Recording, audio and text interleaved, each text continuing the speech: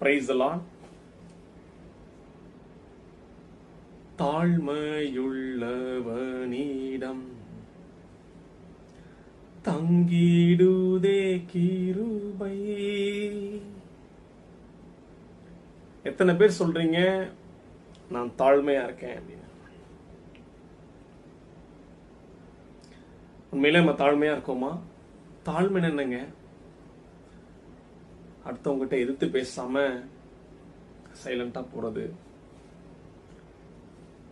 வணங்குறது, கும்பிடுறது, தலை வணங்குறது, காலில் விழுறது, இதெல்லாம் தாண்டி பைபிள்ல ஒரு தாழ்மை எக்ஸ்பிளைன் பண்ணப்படுது. பரிசேயர் ஆயக்காரனை பார்த்து ஆண்டவர்கிட்ட ஜெபிக்கும் போது ஆயக்காரனை பார்த்து என்ன சொல்றாரு? நான் அந்த ஆயக்காரரை போல அல்லாமல் அப்படின்னு கம்பேர் பண்றாரு. வேற ஒருத்தனை பத்தி ஆண்டவர்கிட்ட ஜெபிக்கும் போது கம்பேர் பண்றாரு. அப்ப அவரை பத்தி பேசுறாரு.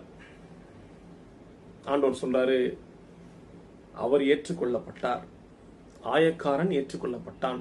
Praise the Lord. நம்ம எப்பெல்லாம் வேற ஒருத்தரை பத்தி பேசுறோமோ தாழ்ச்சி நம்முடைய இருதயத்தில் இல்லை என்ற அர்த்தம். Praise the Lord.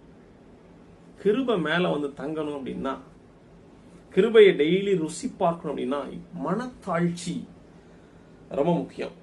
ஆண்டவர் இயேசு சொல்றார், நான் சாந்தமும் மனத்தாழ்ச்சியும் உடையவன், என்னிடமிருந்து கற்றுக்கொள்ளுங்கள். யார பத்தியும் பேசக்கூடாது. யார பத்தியும் புரணி பேசுவது அது தாழ்ச்சி அல்ல, அது பெருமை. இருதயத்துல தாழ்ச்சி இருந்தா அவனை பாருங்க இவனை பாருங்க நம்ம பேச மாட்டோம். அவனை விட நான் எவ்வளவோ பரவாயில்ல, இவனை விட நான் எவ்வளவோ பரவாயில்ல அப்படியெல்லாம் சொல்ல மாட்டோம். பைபிள்ல வசனம் சொல்லுது, உங்களை விட மற்றவர்களை மேன்மையாக எண்ணுங்கள், உயர்வாக எண்ணுங்கள். என்ன அவனை விட நான் பரவாயில்ல அப்படின்னு சொன்னா பெருமை. Praise the Lord. நீங்களும் ஒரு பரிசேயர் தான் ஆண்டவர் பார்வையில்.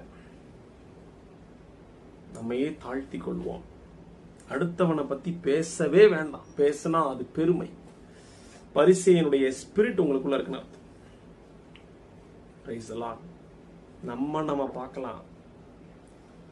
ஆயக்காரன் சொன்னார், நான் உண்மை ஏறெடுத்து பார்க்கவும் தகுதி இல்லை அப்படின்னு தலையை குனிச்சுட்டே இருந்தார். அதுதாங்க உண்மையான தாழ்மை. எல்லாரும் மடி கும்பிடுறது, வணக்கம் சொல்றது, அது இல்ல. அடுத்தவனை பத்தி பேசாததே பெரிய தாழ்மை. Praise the Lord.